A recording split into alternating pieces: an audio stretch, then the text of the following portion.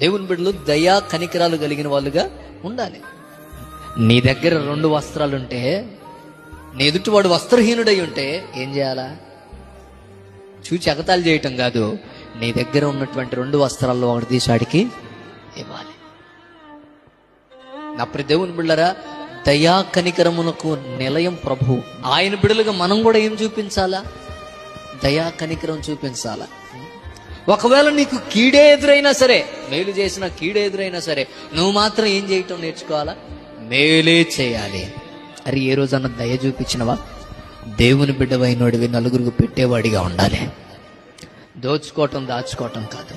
అది ఎవరైనా సరే, ఒక విశ్వాసి కానీ, ఒక సేవకుడు కానీ, ఎవరైనా ఇవ్వటం నేర్చుకోవాలి. బీదలను ప్రేమించాలి. దేవునికి ఇచ్చిన పరిచర్య ద్వారా అనేకులను ఆదరించాలి. నీవు చేయగలిగింది నువ్వు చేయాలి.